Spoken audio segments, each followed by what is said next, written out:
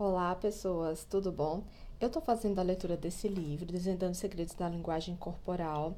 Em inglês, o título é The Definitive Book of Body Language.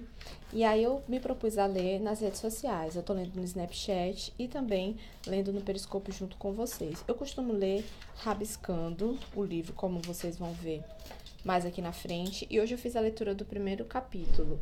E aí estão aqui os rabiscos que eu fiz, as observações que eu fiz durante a leitura. Eu sempre tento grafar palavras e frases que despertam a minha atenção. Escrevo de maneira diferente, com sinais diferentes, para denotar cada parte que eu achei mais interessante na leitura. Sempre que vocês virem esse símbolo aqui no livro, é o símbolo da mulher e do homem. Eu não sou uma boa desenhista, óbvio, como vocês podem ver, mas aqui estão alguns apontamentos que eu fiz a respeito desse livro. E aí eu vou destacar aqui com vocês agora os 3 sinais básicos para fazer a interpretação, que é a leitura dos gestos em grupo, ficar atento e de olho na coerência. Essa é uma das imagens que mais na frente, quando a gente já estiver fazendo a leitura, vocês vão interpretar o que ela está dizendo. E por fim, a gente deve fazer a leitura dos gestos, analisando o contexto em que ele foi feito.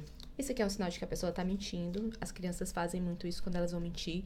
É como se o cérebro mandasse a gente imediatamente calar a boca e tentar trazer de volta as palavras que a gente não deveria ter dito.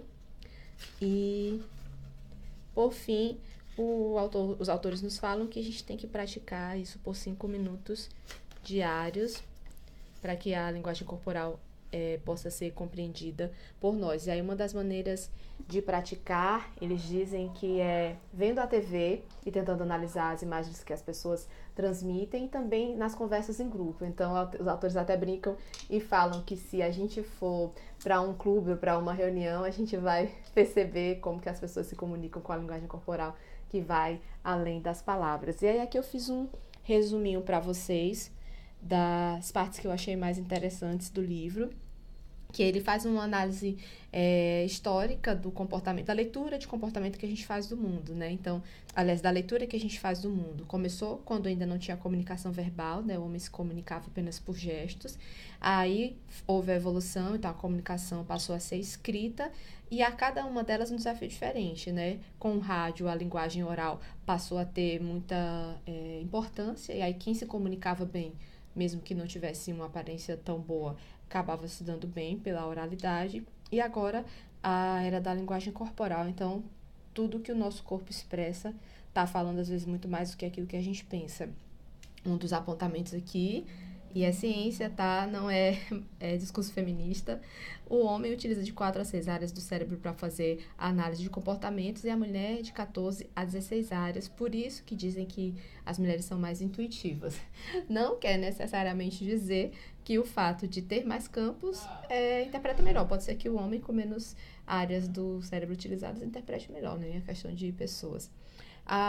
Aqui a importância que a linguagem verbal, melhor, não verbal, tem na comunicação, né? Os dois autores aqui fazem um paralelo da comunicação não verbal. Para o primeiro autor, a comunicação não verbal corresponde a 55%, outra atribuição que ele dá vocal, 38%, e a mensagem verbal corresponde a apenas 7% daquilo que a gente realmente está querendo dizer, enquanto que o segundo autor, um antropólogo, faz a análise de que 65% do que a gente fala, que a gente comunica, é mais pela linguagem não verbal do que necessariamente pela linguagem verbal. Por que a gente tem que ler? Porque a linguagem verbal, né, e ler de uma maneira geral, porque nós seremos mais conscientes e atentos para evitar a manipulação e dominação e também seremos mais sensíveis às emoções e sentimentos das pessoas.